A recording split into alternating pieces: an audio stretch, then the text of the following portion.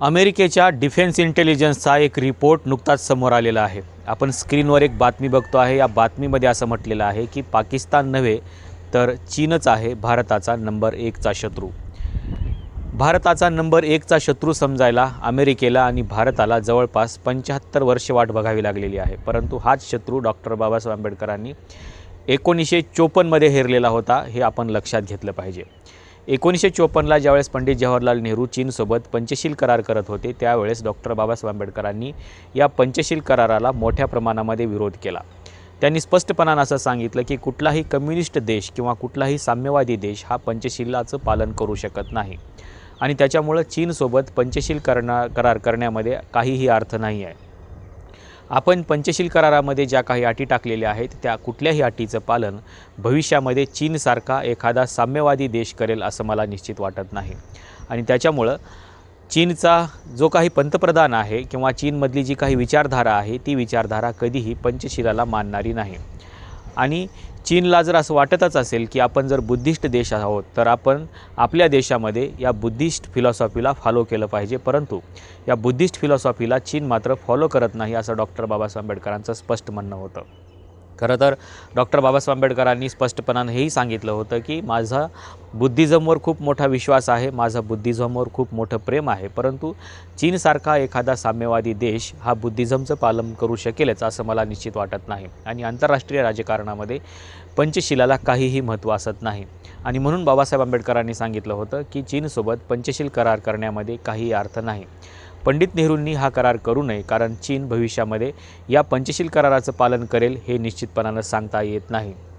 1954ला doctor Babasaheb Ambedkar हे सगळं सांगत होते आणि 1962ला भारत चीनचं पहिलं युद्ध झालं हे आपल्याला माहिती आहे।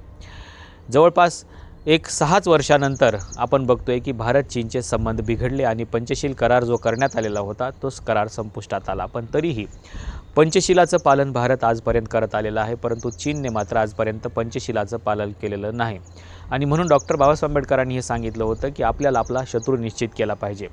आज जरी आपल्याला असं वाटत असलं की आपला नंबर 1चा शत्रू हा पाकिस्तान आहे, पण डॉक्टर बाबासाहेब आंबेडकरांनी तत्कालीन परिस्थितीमध्ये सांगितलं होतं की पाकिस्तान नाही तर चीन हा भारताचा नंबर 1चा शत्रू आहे। हे आपण जेवढ्या लवकर ओळखू तेवढं चांगलं राहील आणि म्हणूनच त्यांनी 1949ला ज्यावेळेस काश्मीरचा प्रश्न हा युनोमध्ये गेला त्यावेळेस देखील डॉक्टर बाबासाहेब आंबेडकरांनी नेहरूंना हे स्पष्टपणानं सांगितलं होतं की चीनच्या भरोशावरती राहू नका आणि जेव्हा चीनने युनोमध्ये सुरक्षा परिषदेमध्ये स्थायी सदस्यत्व मागितलं, सिक्युरिटी काउन्सिलमध्ये परमनंट मेंबरशिप मागितली, त्यावेळेस मात्र डॉक्टर बाबासाहेब आंबेडकरांनी यालाही विरोध केला।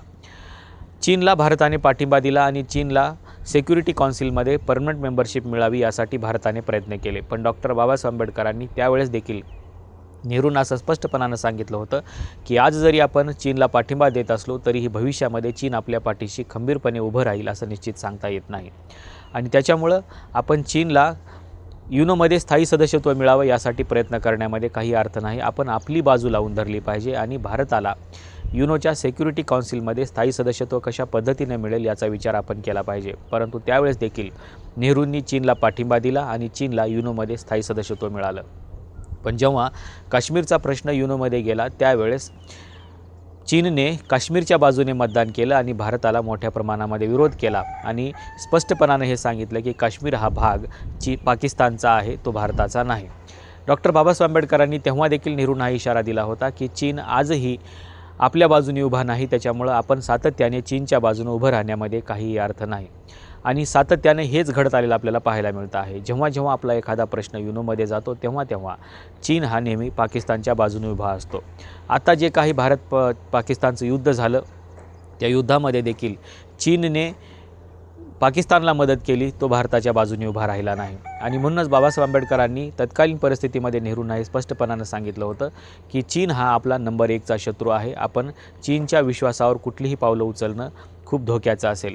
आज देखील आपण बघतो आहे की भारताला कशा पद्धतीने चीनने घेरण्याचा प्रयत्न केलेला आहे। भारताच्या आजूबाजूला असलेला स्ट्रिंग ऑफ पर्ल्स असेल, चायना पाकिस्तान इकॉनॉमिक कॉरिडॉर असेल जो ग्वादरपासून हाँगकाँगपर्यंत जातो, ही सगळी ज्यांची प्रक्रिया बघितली किंवा त्यांचे जे सगळे हे जे काही प्लॅनिंग बघितलं तर आपल्या लक्षात येईल की भारत आणि चीन यांच्या कशा पद्धतीचे संबंध आहेत।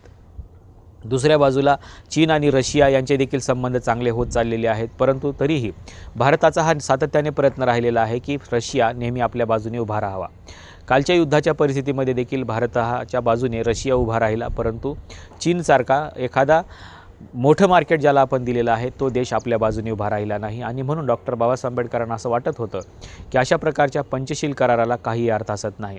आता नुकताच अमेरिकेच्या इंटेलिजन्स युनिटचा जो काही अहवाल आलेला आहे, डिफेन्स इंटेलिजन्सचा जो अहवाल आलेला आहे, त्या अहवालामध्ये देखील स्पष्टपणानं हेच सांगितलेलं आहे की पाकिस्तान नाही तर भारताचा चीन हा नंबर 1चा शत्रू आहे आणि तेच समजायला आता आपल्याला 75 वर्ष गेलेले आहेत। भारत आणि चीन या दोन्ही देशाच्या अनुषंगाने किंवा भारत, पाकिस्तान आणि चीन या तिन्ही देशाच्या अनुषंगाने डॉक्टर बाबासाहेब आंबेडकरांनी खूप मोठा अभ्यासपूर्ण वक्तव्य केलेलं आहे किंवा लिखाण करून ठेवलेलं आहे, ते एकदा काढून वाचणं खूप गरजेचं आहे। सगळेच संदर्भ इथं देणं शक्य नाही, परंतु 2 महत्त्वाचे संदर्भ मी आपल्याला दिलेले आहेत की चीनच्या बाबतीमध्ये डॉक्टर बाबासाहेब आंबेडकरांचं नेमकं म्हणणं काय होतं आणि चीनबाबत डॉक्टर बाबासाहेब आंबेडकर नेमका विचार काय करत होते।